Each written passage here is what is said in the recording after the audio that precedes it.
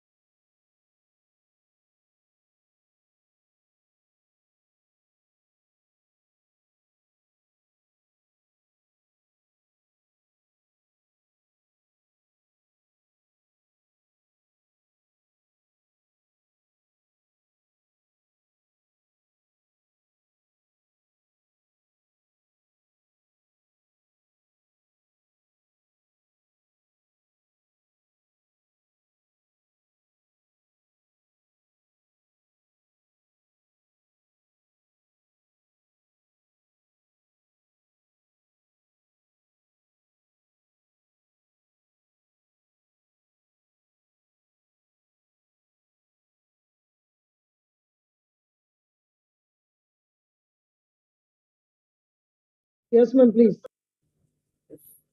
Good evening, everyone, and I welcome you all for Manthan, a great debate show being organized by IDYM. And for this debate show, we actually have four speakers, but three have joined. Rania ma'am has joined, Laura ma'am has joined, Dr. Shada Chakravarti ma'am has joined. I welcome all the three speakers, and we have one more speaker who will be joining with us in a moment. And today, because it is a debate, well, when we talk about debate, the topics are always like that. Like no one is perfect, nothing is perfect in this world. So the topics which come for debate, they are the same. We cannot simply reach to a conclusion. But let's see if our debate can reach to a conclusion. The topic is the war a problem or a solution? Okay, so just I would like to put up some small points for the speakers, just a small instructions we can say, because it is a debate. So the very first thing that is essential is please participate, actively participate, and please listen to what your co-speakers are speaking. And if you have any questions that you need to ask to them, you can ask them. But please, after their turn is over, please ask questions. And and also when it is your turn to speak, you can just go for like, okay, I agree with you or I disagree with you. I have something to add. You can always go for that. And let's start. And yes, let's start with Sharda ma'am. Please, ma'am. Thank you, Anjum ma'am, and thank you, Ravi sir, for giving this beautiful opportunity and a beautiful topic also, an IDYM Foundation. Thank you so much. So today's topic is war a solution or a problem? So according to me, people, they may have different views, but for me, war is not no solution to any problem. These are the words of Dr. APJ Abdul Kalam. War is never a lasting solution to a problem. And this statement is definitely true. And the post effects of a war of any kind is disastrous. So war is no solution to any problem. It's a barbaric activity which only concludes in the loss of life and property. The violence of war is life threatening, which can never resolve any disputes. We have seen, and I will be discussing about few of the wars. Like it is very, very well said by John S.C. Abbott that war is the science of destruction. The ones involved in war only end up in loss of lives socially and economically. Therefore, the peaceful talks would be more beneficial to solve the disputes. Peaceful negotiations are safe to dissolve a conflict than to lead a war and end in cruelty, as it is said by Chief Joseph, that better to live in peace than to begin a war and lie dead. For example, the war between US and Afghanistan was held for more than a decade, but ended in social and economic loss for both the countries. From this, we can understand that war is no solution to any problem. It only ends loss of both the parties. Hence, it's very, very important that there should be a peaceful negotiation. As in during World War II, America used nuclear weapons against Japan. Consequently, thousands of people died in brutal death. Until today, these two beautiful cities are they're getting the pain of that bomb. So it is not that the life were lost, only Japan suffered, but America also suffered a lot because in terms of economic loss. So if we can see that both the countries, one country lost people, human resources, and other country lost economically. And indeed, it remains world history that war never resolves any problem. In fact, it breeds more economical and social problems. So why war? It's a state of conflict between different societies or countries. It caused due to the difference in opinions. Although in some cases a war might help attain the peace, that peace comes at a price, which loss of life and property.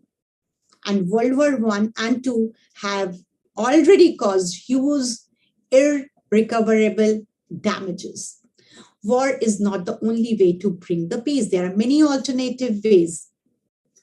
We might have been divided by religion, sex, color, and the boundaries between our country, but we all belong to the human race. One should treat the other like a brother, sister, and help each other. There will be differences for sure, but it can be sorted out in a peaceful manner. The way we have some problems within our family or with the neighbors, but we don't go with the war. We can solve them in a peaceful manner. So with these two wars and the war which is ongoing, we can see that The war is not a solution. Like now, in this generation, we know that nuclear weapons and bioweapons have been invented.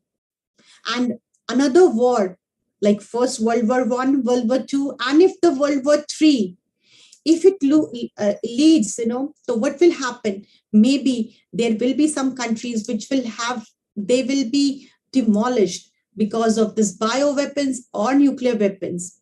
So in my opinion, I have listed few points where I can say that it's not the way to solve any dispute, whether national or international. So first, the nuclear war will cause destruction on large scale.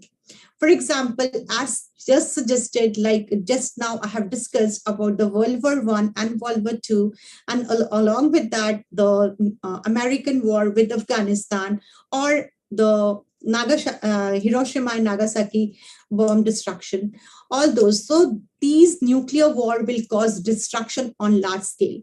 For example, if we consider the example of my own country and the neighboring country, I will not name it. So the neighboring country, both the countries have the advanced nuclear weapons, bombs, and missiles. Use of these will cause major setbacks to the Indian economy, which is because India is on the piece of being uh, a well-developed country. So wars are fought by a country or a group of countries to establish power over an opposing country by using armed forces with the objective of ending a conflict. Means they want to end a conflict with a war. The war could be both civil or revolutionary. So now we have seen that the war, the first one is the destruction. Second, the bloodshed and extinction of mankind. We are from the land of Buddha. We also follow the teachings of Christ. So we know during this war what happens: bloodshed and extinction of mankind, a war involving killing of innocent people and injuries to new generation for years to come. The leaders should rather consider communications, negotiation to solve a dispute. This could include the involvement of an unbiased country, or as a person who will be moderating, who will be helping to solve the issue. A third party, a person who is a country who is neutral, can help in this matter. It also symbolizes the backwardness, because you are not going to a peaceful way. It is the way like we used to do before, when there was no society, no UN, UN, nothing like that. There was nothing, and we used to solve the problems like fighting, and the tribes used to fight. But today we are more civilized. So this war, the iconic wars which are fought between different countries, have taught humans the ill effect of war, and it is a outcome of anger, hatred. And what does it show? The backwardness. And we have already started, I have already mentioned about the nuclear weapons, which was a nightmare which caused in Hiroshima and Nagasaki. And still the children who are born are having their problems in their chromosomes. So no one, next I want to say, no one has the right to kill. Killing innocent people in the name of nationalism is unmoral. It's not moral. No government has the right to commit a mass murder for the greed of land or peace. There can be dispute. There can be, of course, we are human. We are the most advanced species on this earth, on this planet. Yes, we can have some difference in opinion. We can have it, but it can be solved through discussion. We are all have advanced weapons, but it should not be used against the own brothers and sisters. It's against morality. So countries and leaders should encourage discussions and conversations to set up the ways to solve a problem. So, according to me, war is not a solution for any problem. There can be peaceful talks among the countries and the leaders. Over to you, Anjum, ma'am. Yeah, ma'am, I was listening to you. It was very nice. Actually, you raised some very good points. But I just want to ask, ma'am, you were talking about extinction of mankind and bloodshed. So is it that only, is it happening in only one country, but because it is happening in both the countries? So Yes. actually, what according to you is the cause of these wars? Why do people go for, the countries go for wars? The countries they are going for was because of their ego, means they are not able to take the some good means they don't want to bend themselves, means they want to prove them as they are supreme. So what is happening when the wars are fought? It is not between the leaders who are fighting the soldiers of the country, both, even like any country, they don't want war. They have their own families. Those soldiers in entire world want, actually they really want the this wars to go. They always want peace, but what is happening, they are just they have to follow the orders of their leaders. Yeah. So this is the thing, because no soldier, being from a army background, I know my father has attended many um, stations. Like he was in Siachen, he was there in Kargil, he was there in the when like it was Burma, it was called Burma. My father used to tell many stories. No soldier, my brother is in the army, no soldier actually wants war. They want peace. Ma'am, yes, the soldiers want peace. We even the civilians want peace, but Yes. still this is happening. So why do you think? And because now, though we are, you were talking about like earlier there was nothing like United Nations or Nations Security Council, but being now such organizations are existing, and still wars are continuing in so many countries. One after the Yes. other, we get news of wars. So don't you think like these kind of organizations should come in action? Yes, of course they should come in option, but sometimes they think like when like sometime what happens, they form allies. For example, Britain and France, they fought together. Okay, and what happened? That was the reason. Like what happened? They maintain close relation, and it will help them to help them to improve economy. So everybody is thinking about their own benefits, like how we will be benefited. One country, the country which is fighting, it is fighting for its ego, but the countries which are backing it, they are backing because they can sell their arms and weapons. Yeah, So that is nobody wants the war to be over. Nobody wants, we are seeing the example going on in the world today. yes. And where is it leading? Daily, so many innocent people, army people, they are dying. Children, they are dying. What is happening? Yeah, ma'am. I, I think Rania ma'am has something to add to it. Ma'am, like ma'am was talking about economy. So how do you think like one of the economy is getting benefited or both are going into loss? What do you think about it, ma'am? Rania ma'am, please continue. Mhm. So good, good evening from Greece. I'm very, very happy to be invited today in this very interesting debate show. And the topic it's a very, very important thing, the hot issue of the agenda, the global agenda nowadays. I also agree with Dr. Sarda that war threatens democracy and promotes tyranny and fanaticism and kills and sickens and impoverishes people, especially in our nuclear armed war. Now, I think that an upcoming war could be exponentially more destructive. And of course, war exacerbates and perpetuates all our other problems. Here, I want to highlight before stating my argument. I want to say that according to the Global Peace Index 2022, Global Peace Index is the world's leading measure of peacefulness. This reveals that the average level of global peacefulness deteriorated in 2021, and this is the 11th deterioration in peacefulness in the last 14 years. with 90 countries improving and 70 deteriorating. And this, of course, highlights that the countries deteriorate much faster than they improve. So this peacefulness declines to lowest level in 15 years, fueled by post-COVID economic uncertainty, of course, and the Ukraine conflict. Um, and we have seen now the rise in cost has increased food insecurity and political instability globally.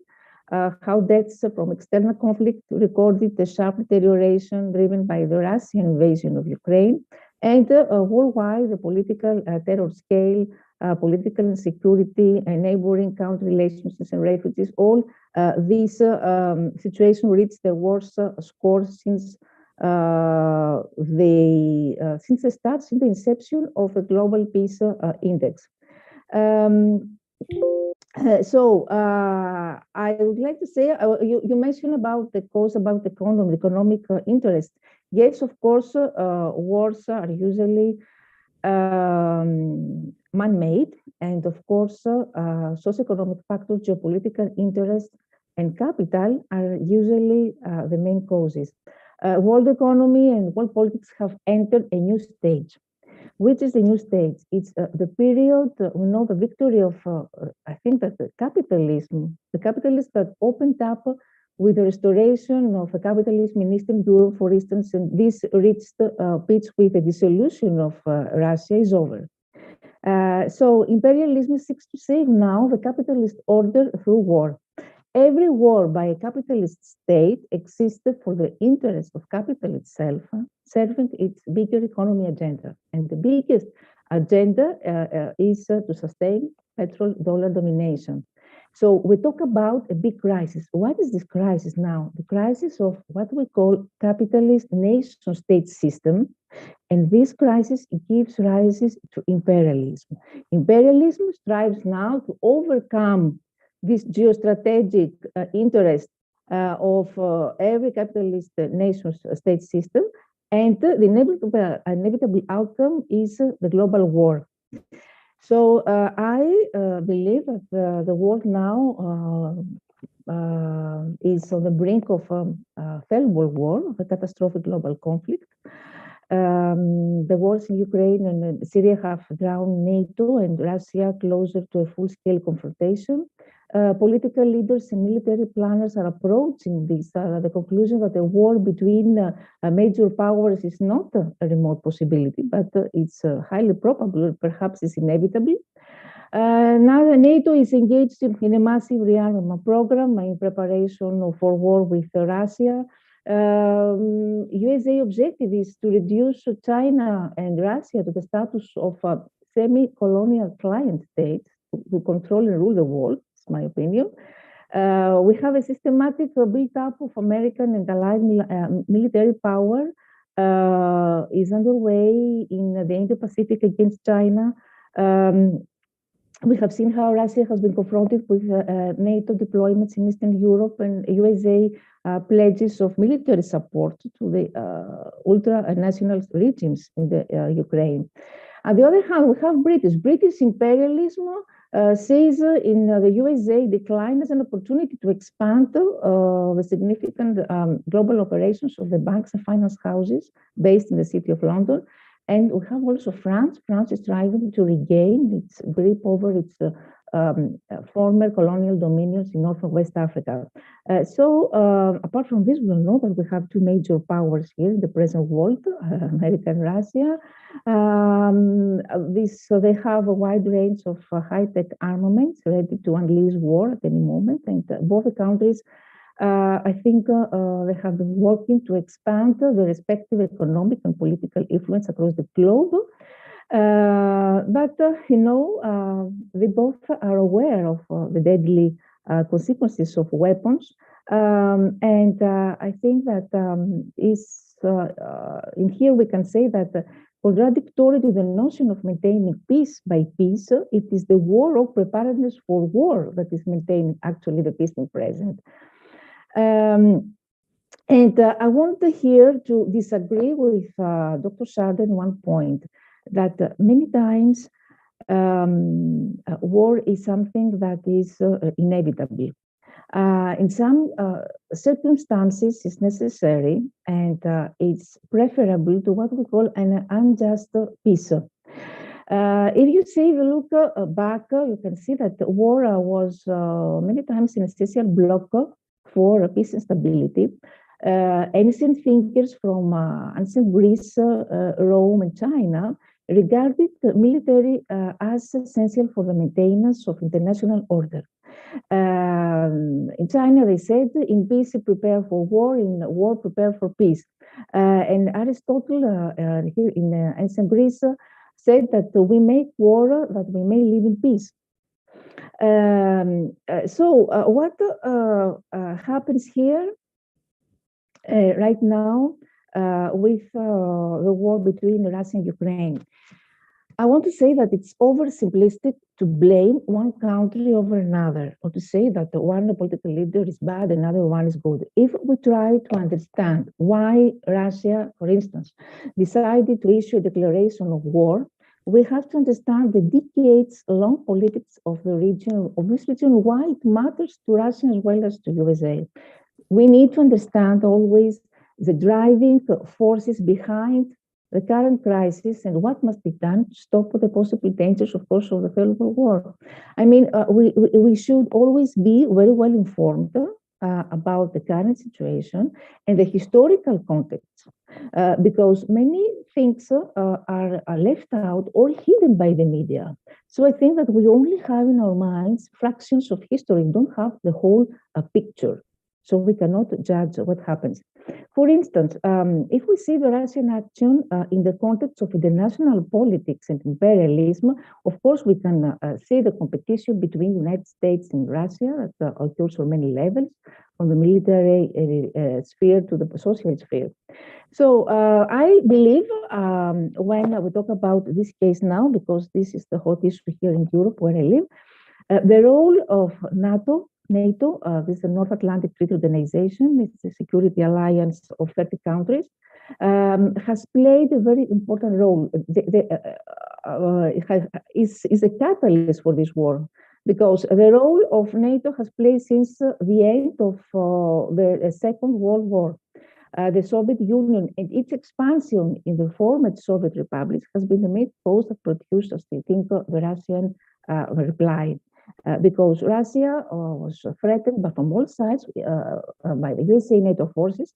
And of course, we cannot forget that we can say what was the purpose of NATO's expansion in the former countries that once formed part of the Soviet Union. Why NATO USA forces are there? Is it this a hostile policy or military political seas with Russia? When especially we talk about the geopolitical landscape that has drastically changed after 1991. And very important, they all blame Russians, etc. I want to mention the Minsk Agreement. The Minsk Agreement was signed in 2015. It was a series of international agreements which wanted to end the Donbass war between armed Russian separatist groups and armed forms of Ukraine. And there was also the so-called Russian-Ukrainian Friendship Treaty.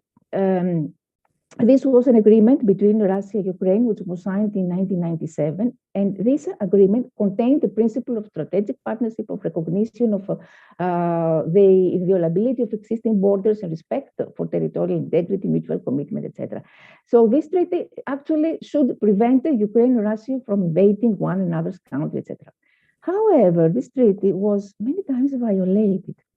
And in 2014, there was a coup that all changes. I mean, USA and NATO contributed to the change overthrow of the government of Ukraine. Ukraine is replacing its democratically elected neutralist government in 2014 by anti-Russian government. And this is the moment that we have the new Cold War. This new Cold War, of course, is something that will change the current status quo. Russia reacted to this, and why? Because USA, of course, aims to place nuclear missiles in Ukraine. And of course, Russia has every reason to fear NATO nuclear missiles that are just on the Russia's border. So that would be catastrophic. So after this conflict, when the Minsk agreement was signed, Ukraine has continued its military actions against the Donbas region with the military weapons from the West and NATO. And this is important. Why? Because Donbas region is actually a home to Russian ethnic people. And there were referendums in this region that should be that people should be independent from Ukraine. And these agreements were not respected. They were violated. So this agreement didn't stop the conflicts, etc. And I want to say also that in 2018, the Ukrainian president signed a decree not to extend this treaty. On the other hand, why all people talk today nowadays about this war? Why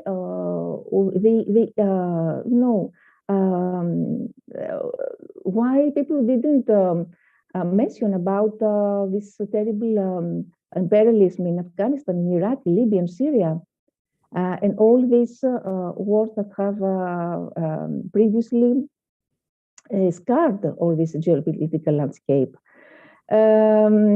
This is what I want to say, that we need to be very well informed, not to be hypocrite, because this is hypocrisy. Nobody talks, for instance, about Yemen, the war in Yemen, which is a man-made war, and also,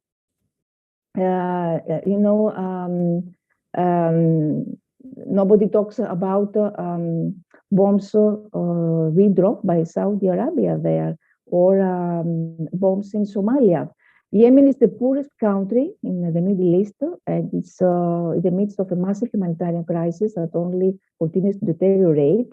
And this, of course, is related to a war, because Yemen's food crisis, because according to the Global Hunger Index, Yemen has the second highest hunger score in the world.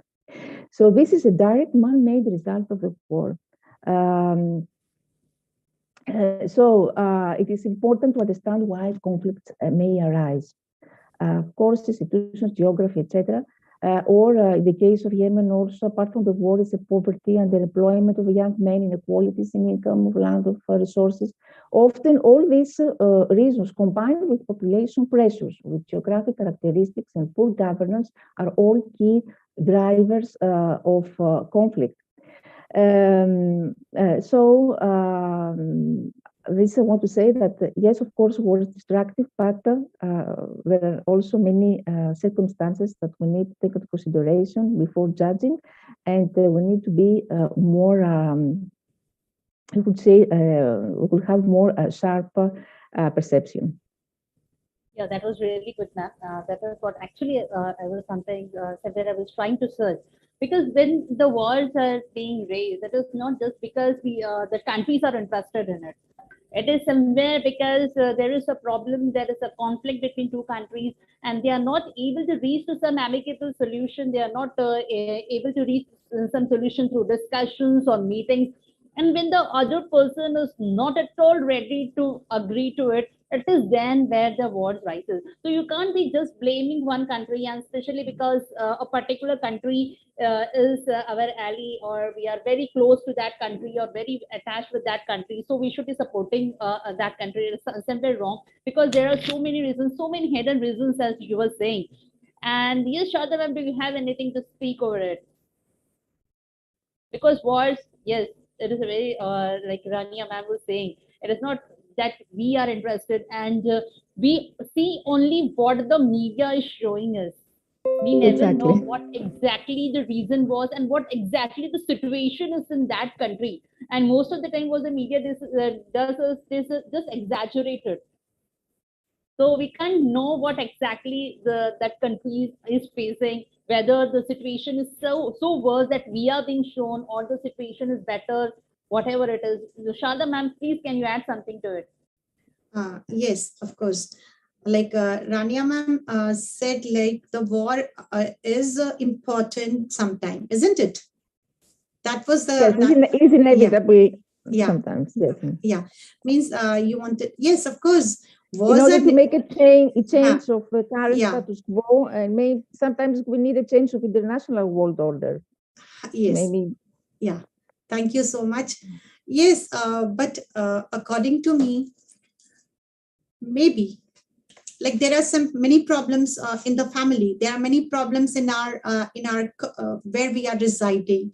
Okay, but if everybody comes with the war, like fighting with each other, there will be only bloodshed all around, and we will be having maybe like, this is my view. Yes, I people, they have different opinions maybe, but this is my view, because I think that like if there is a chance, a small chance also to talk, first talk, and then if you are not able to resolve it, then ask help from a neutral country, so that a situation can come and we can save many lives, because it is not only war, it is the after effects of the war. The war is over, but what after the war? If the situation we have seen, the situation remains the same even after the war is over, but what is left? It's all um the the dead bodies, and we have seen how the people, they were dumped during any fight, because there is no place even to give them a respectable burial also. So it becomes so very difficult. There are the means even the body part of the people, they are not found due after the war, or if the nuclear bombs are put on like this. So peace is the state of not being in war, because war disrupts peace. So agreements to end wars are often unfair. Sometimes they say ki like we are going to let's end, but they are resulting in a need to resist rather than accept. So wars are not started strategically, but rather from random acts of violence, to which a dramatic response is justified, but not necessary. Because if the countries, they go for war, they have to justify the point, isn't it? They will justify the point, but it is just a random act of violence. And war is profitable for politicians and large sections of domestic economies. Thus, I think the war should be prevented.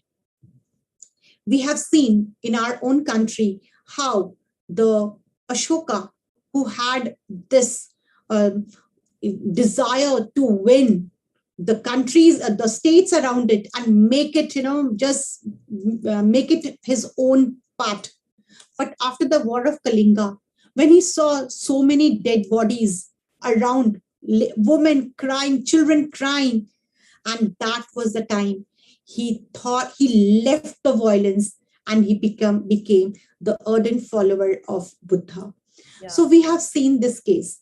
So this is my just ma'am, that's your opinion. Yeah, my opinion. About Only like my yeah. war is causes destruction. But Rania ma'am says that sometimes war is necessary.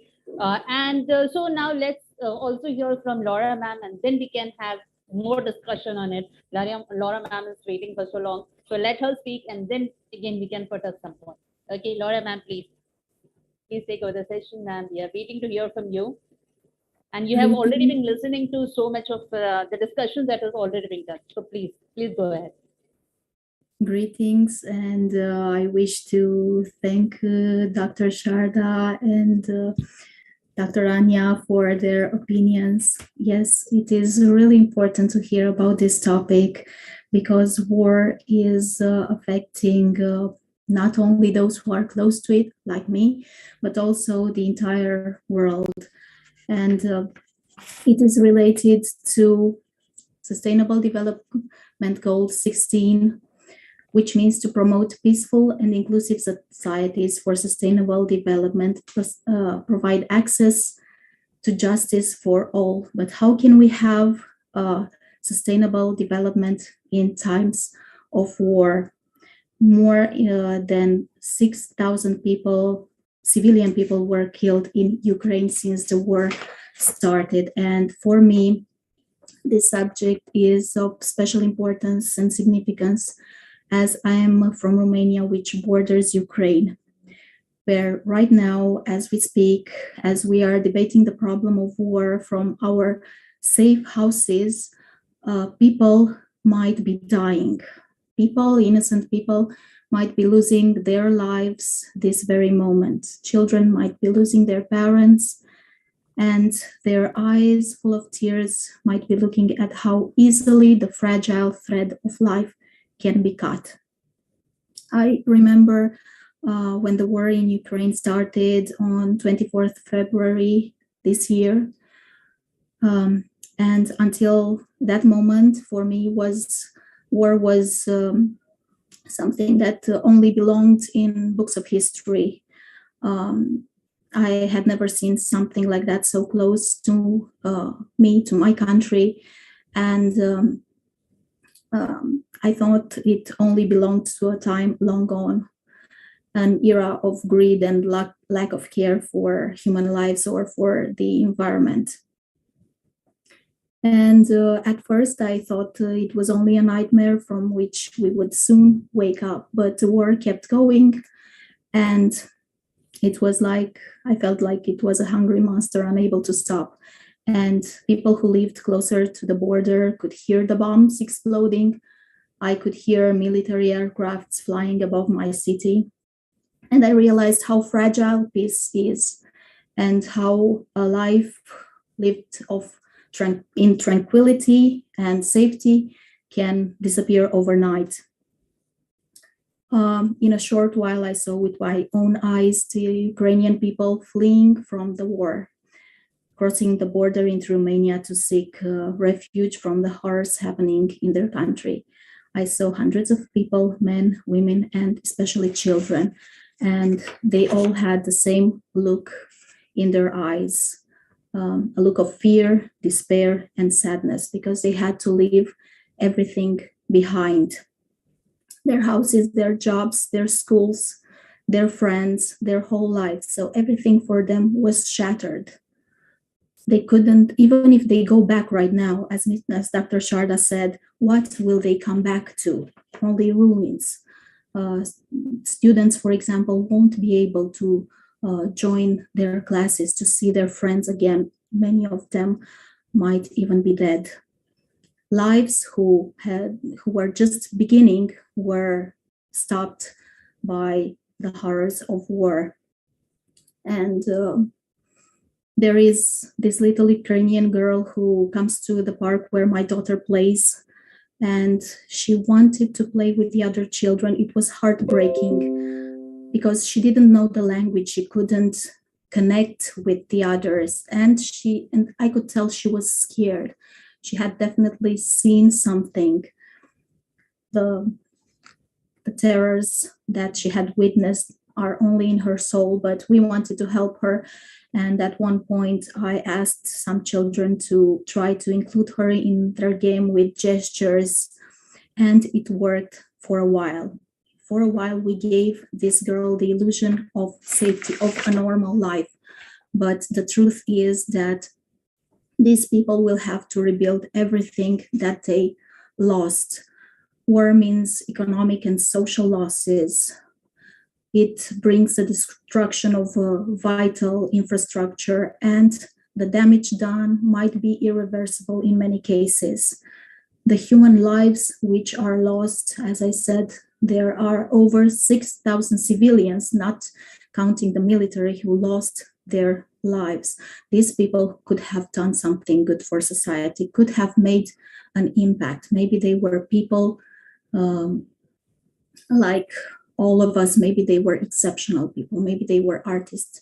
Maybe they were great thinkers. Maybe they were teachers. Who knows? Someone who could have made this world a better place. But the war just took them, and everything that they could have done is no longer possible. Human rights aren't respected anymore when a war breaks. Everything stops. There is no more equality, no more education, no more opportunities. The effect of war runs deeper and far beyond the geographical limits of the fighting zone. It affects our relationship with nature as well. From the destruction of crops, which brings a rise in prices, to the destruction of the environment, of everything we see um, around us. No more trees, no more oxygen. And if we think about the threat of nuclear weapons, we can only imagine the damage it would cause for us, for the people living so close to this conflict. It might mean certain death or terrible effects. The government has started a program distributing medicine for us against the effects of nuclear weapons. And this only makes us think more and more at what could happen to us, to our children, to our bodies, to our parents, if this nuclear threat becomes real. So, in my opinion, we should direct all our efforts towards supporting global peace, understanding that human rights, peace, and security are interlinked, they are depending on one another, and all wars are a tragic setback in the world's efforts at building a sustainable future. We cannot have a sustainable world. We cannot think about ending poverty, ending world hunger, when we are destroying crops, for example, with bombs, when a whole country is focusing its efforts only on destroying, only on bringing more bombs into the fight. So, as Albert Einstein said, you cannot prepare for war and peace at the same time. I believe that we need to choose if we want war or peace, and we should focus our efforts in this direction. I think the countries of the world should stand together as a global alliance to show that there is strength in unity, and the solution might be to maybe to impose economic sanctions, maybe no-fly zone, maybe signing online petitions in support of the ceasefire. There are so many things, small or big, that we can do, but I believe that negotiation and communication are the key in ending this conflict and maybe all the conflicts in the world. Yes, I agree that sometimes a change is necessary, that sometimes we need to take drastic measures in order to bring something good to the world. But on the other hand, we need to think about the thousands of people who won't be seeing the end of this war, who have lost their lives, have lost their cities, have lost jobs and everything that they had built. So only by opening the door of peace, by communicating, by negotiating, can we end destruction and the bloodshed. So I would like to end with a quote. If we don't end war, the war will end us, by A.G. Wells. So I would like to appeal to everyone to unite our efforts and maybe end this war somehow. Thank you so much. Thank you so much, ma'am. Actually, you were just telling about your personal experiences. I can say you are in Romania and you are seeing what all is going on in Ukraine at this time and how your country is being getting affected. And like you spoke, if we want to go for global peace, like which is again one of the SDGs that we are hoping for, we cannot go for that until we end the war. And if we don't end the war, so there are so many things like poverty, hunger, which is going to rise. But I have a very important question to raise over here for all the three speakers, because there are many countries who are actually manufacturing these weapons and they are selling it to other countries. So don't you think that this weapons which they are selling is a kind of economy generating way for them? So aren't they generating economy for some countries? So don't you think the people should go for war? This kind of people. Did you get my question? This is a question for three of you, all the three. Any one of you can answer that when the weapons are being manufactured by a country, they want that war should happen because they want to sell more of their weapons. So, what do you think over it? For example, like if I want to tell the doctors which have their own nursing home, the doctors, they always think that may there be more diseases and patients so that they can come to the hospital and their business grows. Okay. Similarly, the lawyers, they think that there should be more and more problems in the society, more fightings and all, so that their business grow. Okay. But we as an educator, we always want in our school that the children, they make peace, they should live in brotherhood. Similarly, the countries who have this major business of making these arms to sell, we have seen a country like America who has never fought his two world wars in his own in his own country, and therefore it is one of the most advanced country, one of the powerful country. And of course, they are, see, we as a country, we have always, in fear in our mind that we have to protect ourselves from the enemies. So in this way, what we are buying the weapons instead of using it in a constructive way for making more and more hospitals, good and more educational schools which will give free education. Instead of that, what we are doing, we are also pouring our money just to show up that we have power. We are buying missiles, we are buying aircrafts, and we are displaying, we are showing it as a power. And of course, there is someone who will sell it, and there is another one who will buy it. And who is going to buy? The developing country, who are on constant fear of getting attacked by the powerful country. So this is the business going on, and we all know what is happening and what happened. And especially this corona, we have seen how the people, they have taken advantage. Even after 2 vaccination and a booster dose, we are not safe. What was there, what were given, we don't know. Yeah. So there is one more question. Yes, we talked about weapons, such advanced weapons are going on. Like you talked about America, yes, it is a very developed country, and we look towards it like a superpower. So don't you think the advancements that are going on? What do you think? We think that yes, we talk about so much of advances in technology, and we even talk about like the people who should go for more of technical skills. They should be learning more of programming skills. They should be knowing about the technology. But don't you think this technology is somewhere paving a way for this world? Anyone would like to say or this? How this advancement in science and technology is paving war, creating more opportunities for war?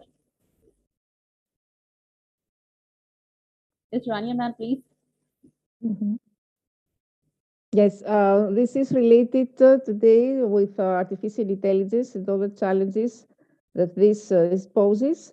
We keep saying how it is important in industries, in also in education sector, how it transforms education sector and the global economy. But at the same time, it poses the risk, first of all, to replace humans and what we call superintelligence. What is superintelligence? It is the fear that technology will go to a point that it will stop serve humans, that it will become the total tyrant, and humans will be servants.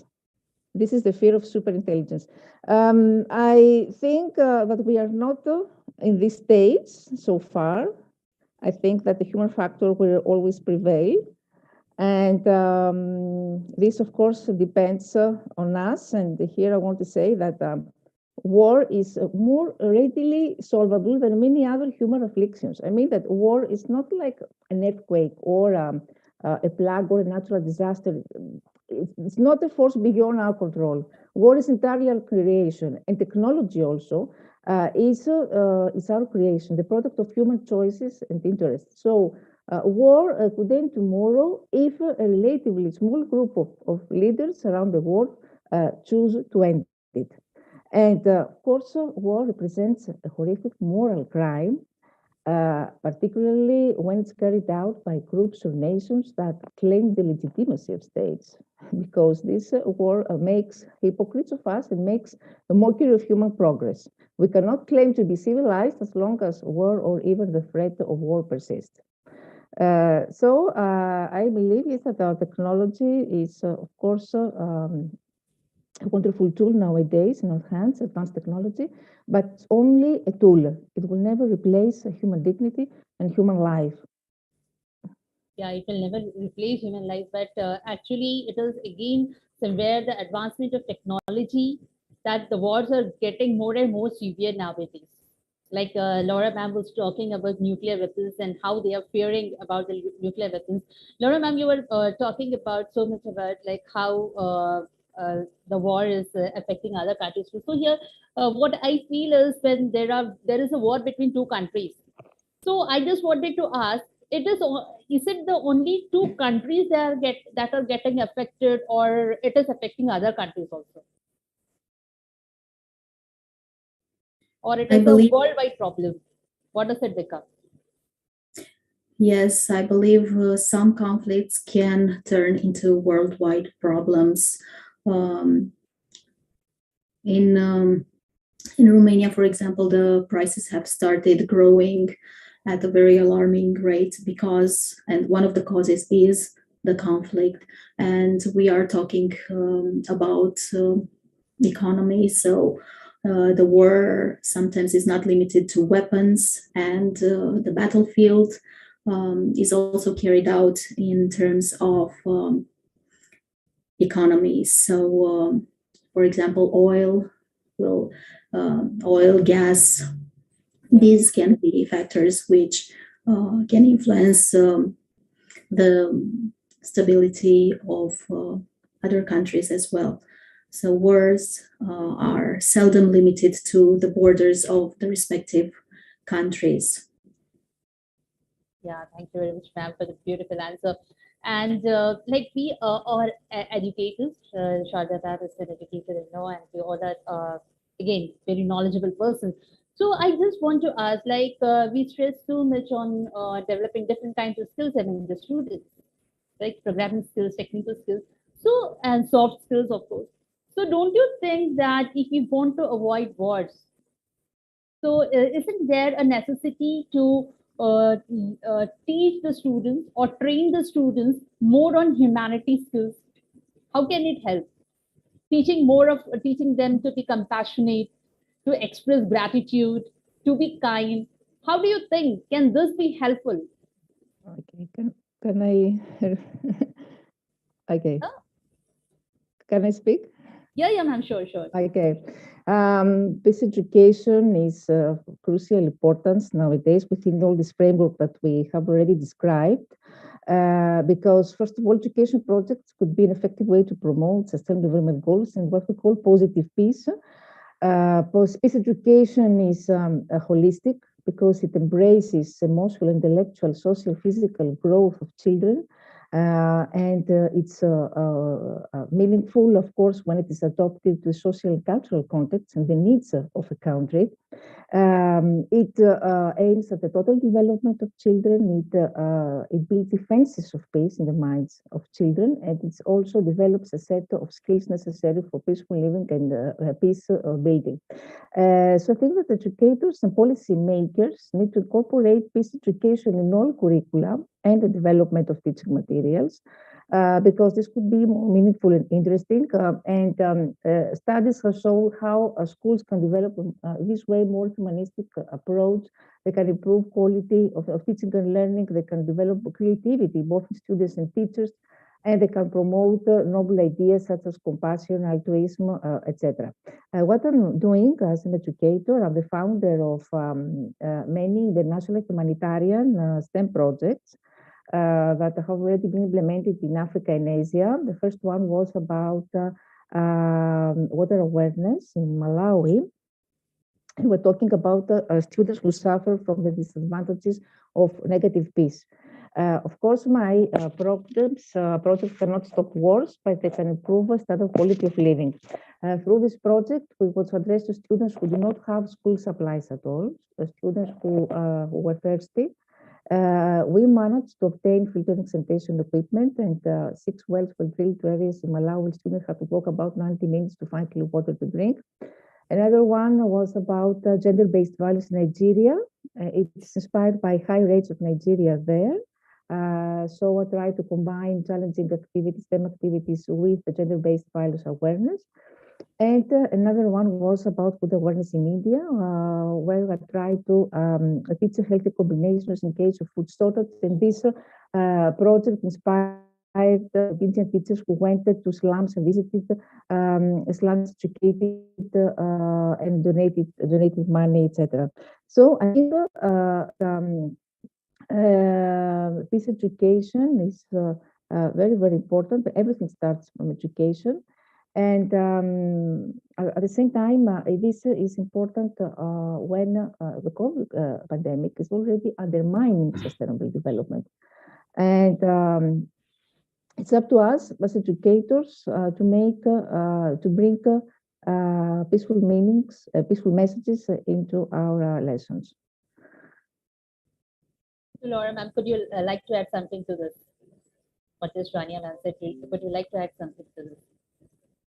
And also forgot to say forgot to say sorry that I launched here in Greece a new project, environmental crisis, because climate change is so related to a peaceful planet, and it's addressed to primary school students. It's not accidental. I think that in this age, if it's possible, preschool age, students should be inculcated all these values. So I launched this program, which is called SOS, with Change of Gas Climate, and it combines STEM education with environmental awareness and arts. So thank you. This is simply wonderful. Over to you, please. Okay. Yes. This is what we should do as educators, and promoting the sustainable development goals is a way of teaching young children the importance of all of these goals and how they are connected. Peace and growth and nature, the environment and human rights, all of them are connected. And we are trying to introduce the study of SDGs in our curriculum and and connecting them to as many subjects as possible. And it is never too early to start learning about the importance of SDGs and of maintaining peace, because only in times of peace can all SDGs be accomplished, in my opinion. We are trying to involve our students in many activities, promoting tolerance and compassion, and to have different activities, including during classes. For example, placing students in different situations through role play, so that can imagine and feel what others across the world might be feeling. So yes, it is really important to teach children, because they are the ones who will grow into the adults of tomorrow and who will be able to stop conflicts or to start them. Thank you. Thank you, ma'am. Okay, coming over to Sharda, ma'am. What do you have to say? War or peace? What should we go for? I will go with the peace only because, yes, because I believe that it's not about the human life, it's also about the animals, plants, crops, which are why they should pay pay for us. The animals we have seen, and the plants, the crops, and how the conditions of the country will go. There will be no future for the student. And I remember during 99, the Kargil War, I'm from a place where there was very less opportunities for jobs. The mainly the young crowd used to go, still they go for army. And there is a special regiment also, Kumaon regiment. I have seen my few of my cousins, they lost their life during the Kargil war. And what about their parents? What about their family? They were shattered. Though they have to act very smart, very strong. But is it so? They're young children. I think one of my cousin, the baby was born after his death. And in this way, the family, the children, they are paying the what do you say, the cost of the war. Rightly said by Laura ma'am, the human resources, they are wasted. They could have been used for variety of work which would have helped the economical condition of the country and the world together. But there are many talents who have died in this recent wars and the wars which took place. And the war, do they really have the answers? Means they are done to bring peace. Why the wars are done to end the conflicts? Are they really solving their purpose? I don't think so. So for me, of course, there should be a peace in family and around the family, in our own country and everywhere in the world. Then only we will all develop as the human race together. No sex, no religion, no color, only one color. That is the red color of our blood. And we are all brothers and sisters, and we have to remember this. Thank you so much.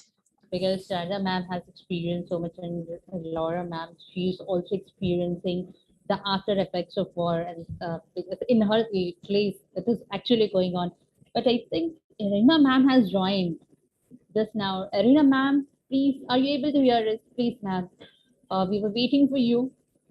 So we just Hello, listen. everyone. Hello, ma'am. I had some issues with internet. Yeah, it's there. Really glad to join you.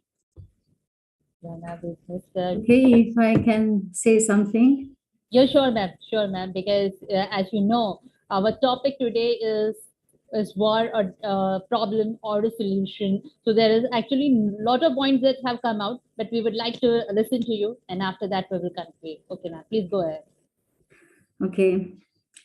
War is that the conspiracy of our leaders who themselves don't participate in war. It is a general public who has got to give sacrifices. If war is basically an honest idea, why don't these leaders themselves come and fight on the front? War should belong to tragic past in the history. It should find no place on humanity's agenda for the longer term. War is always a terrible idea to think. This idea should never be put into action. War is never pleasant. Problems should be solved by negotiation. We should never fear to barter, which is the better solution to each problem. A very well said fact, mankind must put an end to war, or war will put an end to mankind. War is that the greatest plague which will affect humanity. It destroys religion, it destroys states, it destroys families. It destroys everything. It's horrible. It's terrible. It's condemnable. The Bible says, "Blessed are the peacemakers, for they shall be called the youngest of God." War brings nothing but destruction. May die one success, but at the value of the blood of the many innocent people. Then how can it be a good thing? War is never loved by anyone. War is never cheap or easy. A German poet said, "On the wall in chalk is written, they want war. He who wrote it has already fallen." For some people, war is that the symbol of power, but it is not so. The powerful may torture the weak, but actually, he's showing his weakness in doing so. I believe that only the peaceful are strong. Peace is the supreme power, isn't war. Peace is the music mother to the land.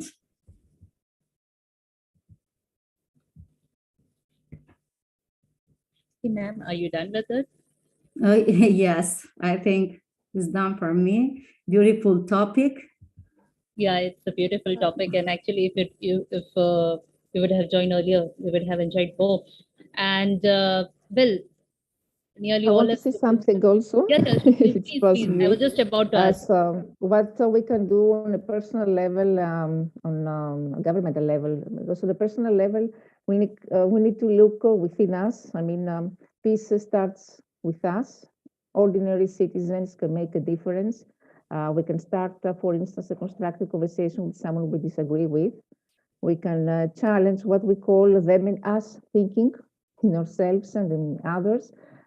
So every one of us can choose to make society more just and peaceful.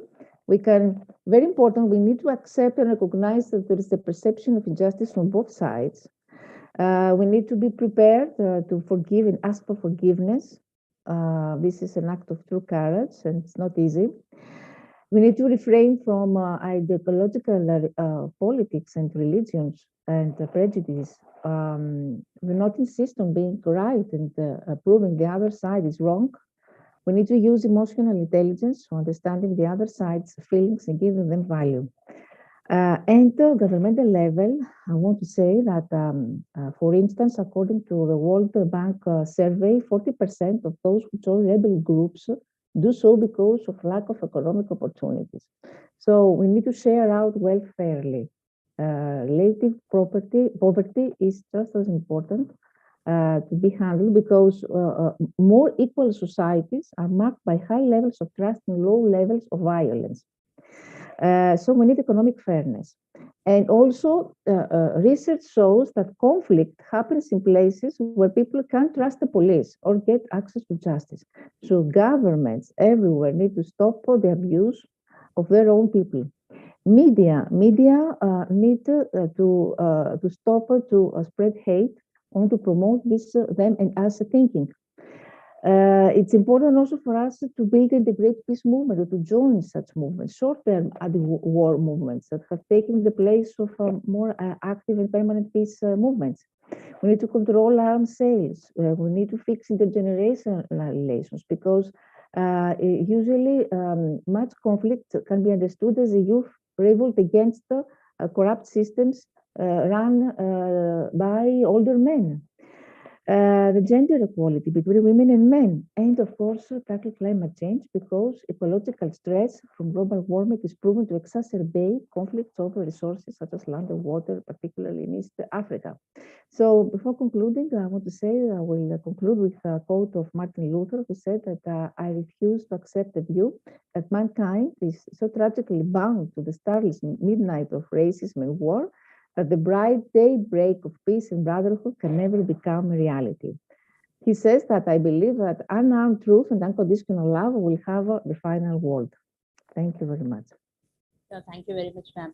And now, before going, I would like every one of you, one by one, to give a small message. Yes, let's start with Sharda ma'am. Yes, ma'am. Before going, a small message for everyone. And how would you like, in fact, would you like to conclude the debate? And then after that, yes. Thank you, Anju. Thank you, ma'am. Actually, for for us, because who have seen this war so very closely and the after effect, we all go for the peace. But as told by Rania ma'am, like, of course, it is required for in some cases. For example, I also think in some cases it is required to fight against the terrorism. To we have seen, we were also the colony once, and there are many countries who were the colony of the developed countries, and they came out of this because of the war they fought. In few cases it's okay, but when it comes to the ego, when it comes to the larger, means just to satisfy their political issues, sacrificing the point of view of the people. So I think in that cases, there should be a global peace, because it's not about the two country. There are so many countries which get involved, and what happens, there is a sort of groupism. We have just seen in case of Ukraine and Russia, where the America was seeking for India's help, so that the India speaks in favor of the other countries. It is not possible, because there are, why there is they become like they form groups and all. So it's so very difficult, because being living in this global era, in this global age, we have to depend into with on other countries, either for export or for imports. For our own economy, we have to depend. So what happens, the rivalry starts somewhere. So I think there should be a global peace, where the countries, they are not making the weapons or the arms to kill their own brother and sisters. Instead, they join hands together and make this world beautiful and peaceful. The world was not like this when it was started. It was not like this. They did not have that jealousy or just to satisfy their ego. That was the time for their own survival. They were survival. They wanted to survive. But it is not like that. We have advanced. We are talking about the artificial intelligence. We are talking about the technology, and we are seeing how the artificial intelligence has already replaced so many people in the world. So it's my humble request, or it's my own, like, I think that there should be a global peace, not only for the countries, for their human resources, their talents, for their children, for animals, for the plants. And if we are going to destruct our own beautiful planet, then who will save us? There is nobody to save us. So there should be a peace. And if there is peace, we know, when we are not working under pressure, when we are in peace of mind, how beautiful we can work. But when there is a sword hanging on our head, we go wrong. So if it is peace, then of course we are going to be more proactive. That is my point of view. Over to you, ma'am. Thank you. Yes, Laura ma'am, the last message for everyone before leaving, before ending the session, the last message for everyone.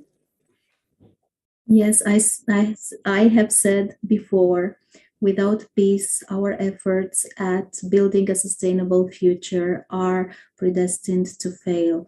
So we should act as a global community. As Dr. Sharda said, we should all join hands in order to put an end to war and to focus all our creative efforts, all the advancement of technology into doing something good for this world.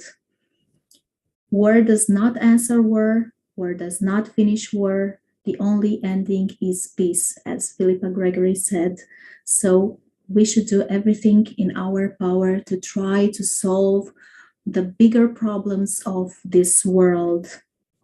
We should try to accomplish the Sustainable Development Goals, to identify the problems that this world is facing, and try to focus our efforts on solving those problems rather than thinking about ways of starting conflict and sustaining wars. So if we don't end war, war will end us. We should think about that. We should count the losses that are always there after war: human lives, economy, and nature. Everything and everyone suffers in case of a war. So let's all try to achieve peace always. Thank you. Yes, Rania ma'am, the last message for everyone. I think it's hard to say with confidence today what that this new world will look like in the ashes of the current world order, and what opportunities for reconstruction might be found. War, Byzantine, as I said before, revolutionary. Several wars have occurred between countries in the past, either to establish monopoly or to make a change. Whatever be the reason, of course, war is always destructive. And with industrialization and advanced technology, wars have become even more adverse. So we don't know how this war will unfold. The prospect of peace, prosperity, and respect for the rule of law are of crucial importance right now. The challenge is in front of this great power rivalry is to uphold the sense of peace as common purpose and build a stronger and more resilient world. The relationship between peace and sustainable development is important to achieve the objective of social cohesion, living together, and to move away from this culture of war and violence. Peace is not just the highest goal in life, it's the most fundamental requirement. And as Albert Einstein said, that peace cannot be kept by force, it can only be achieved by understanding. Thank you very much. Thank you, ma'am. That's a very important message. All the three of you have given. Yes, yes. Like we started with, there didn't be any wars, but there were also some points raised, like why does war happen? Because of conflicts, and some go for actually because they are not able to find a solution. They think it is a way of getting justice for them, but actually what happens is it is again destruction. So much of destruction it is having. Well, it may be the person who start with wars, mainly the political leaders always in our country. So for them it is like a matter of their ego getting satisfied, getting their ego satisfied, or some of they think that it is a way of getting justice for us. Some of the countries think that yes, okay, there should be wars because we should be able to sell more of weapons.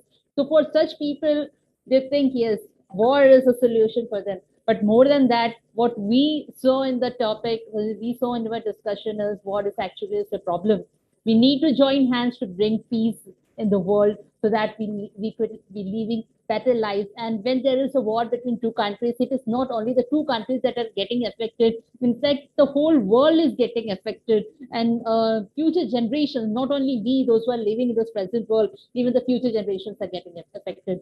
So finally, before leaving, I would like to say yes, try to avoid wars as much as possible so that we have peace and we are able to solve the bigger problem of this world. And I hope that with this fruitful discussions, the more people who watch this would be able to actually know more about it, and the wars should be avoided. And even the wars that are presently going on in the world, they come to an end someday. And before leaving, I would like to thank all the speakers. The first speaker who started with a very like a very grand entry, a very powerful talk, Dr. Sharda Chakravarti ma'am, then Rania ma'am. It was again very amazing listening to your points. How like you were the only person actually who came up with some in support of war also. Right, so that was again very interesting. And Laura ma'am, your experience is very amazing. Ma'am, she has joined for a moment, but still she came up with very good points, and it was a very fruitful discussion again. And thank you all the speakers. Thank you Ravi Shankar sir for the opportunity, and the team of ITYM, Zenat ma'am, Vinul ma'am, and all others who are associated with us. Thank you very much. So goodbye, and God bless you all.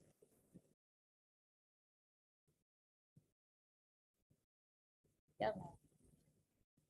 Yeah. So we should go for it.